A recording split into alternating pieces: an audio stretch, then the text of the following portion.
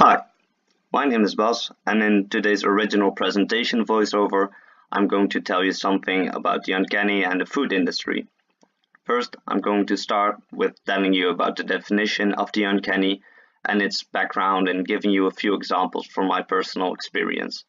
After that, I'm going to link it to the food industry and Heidegger's the question concerning technology.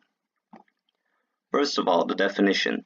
Throughout history, many cultures and languages have described the uncanny feeling, most of them using a different terminology but pointing at the same thing. For example, we have the Greek word xenos, which means foreign or strange, and in English we simply use the word uncanny, meaning uncomfortable, strange, ghastly, or even haunted. Only in the German language they really add to the meaning. They have the word unheimlich, which is obviously the opposite of heimlich or heimisch, meaning familiar, native, belonging to the home, and we are tempted to conclude that everything that is uncanny is frightening precisely because it is not known and familiar. In my opinion, Freud describes this best with, the uncanny is that class of the terrifying that leads back to something long known to use, once very familiar. But uncanny can also be something that is suddenly revealed that should have been hidden. An important thing to note is the difference in how we experience the uncanny feeling and in what setting. One person might be freaked out by a certain situation while the other might not.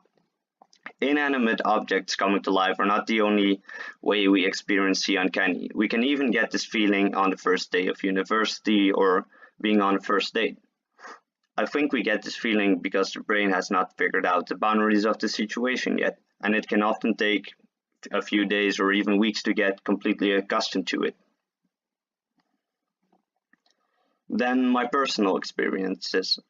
Coming back to the point of different people experiencing the uncanny differently, I have a story from a few years back. My earliest memories of the uncanny are from about 12 years ago when I was playing a horror game which I did not want to play, together with a friend who was a few years older. The game was about a girl who had passed away, chasing the main character for reasons I have gladly forgotten, while the 8-year-old me was hiding under the covers. My friend did not seem to have as much problems with the ghosts and corpses lying around, while he was happily spraying bullets at zombie hounds. I did not sleep for a week, and I did not speak to my friend for another month. After this, in almost my whole life, I have tried to avoid the uncanny as much as I could.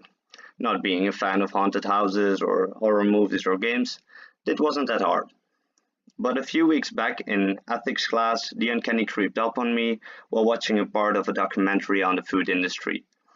In the documentary, you could see how badly chickens were treated. Males were being picked out immediately to get gassed because they make us less money, while the still living females got their beaks cut off before ending in the meat grinder. The uncanny feeling stuck with me for hours and I wasn't able to eat meat for a few days.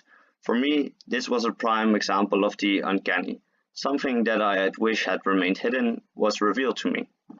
I could say ignorance is a bliss while eating a 15-piece bucket of hot wings. Jokes aside, it got me thinking about what kind of society we live in and how we treat other living beings just to be available to us whenever we want them to be. It is one of the things that Heidegger warned us about. He spoke about the four causes belonging together, the four causes bringing something into appearance. Or as Heidegger simplifies it, they let it come forth into presencing, and every bringing forth is grounded in revealing. According to Heidegger, technology can be beautiful, but modern technology has a bad face as well. Technology challenges the physical world to supply and store energy. In essence, he calls this standing reserve, also called gestell or enframing. Everything needs to be ready for us whenever we need it. Technology first reveals, then stands reserve, and finally enframes. The problem seems too big to tackle, but Heidegger gives us simple answers and solutions. We have to think about how we stockpile things and whether we even need to.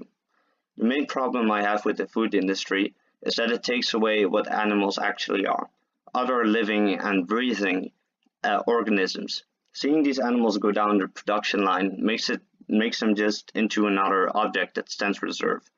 I'm not against eating meat, but there are other ways to do so. For example, buying meat that comes from animals who are treated a bit better. The problem extends further beyond the food industry. This problem also applies to companies like Facebook that make people into objects and data that stand reserved. And do we really want shady companies to gather data on people itself? In order to prevent us from going somewhere we don't want to be, we need to think about things before we use them. Thank you very much for listening, and subscribe for more super cool presentation voiceovers.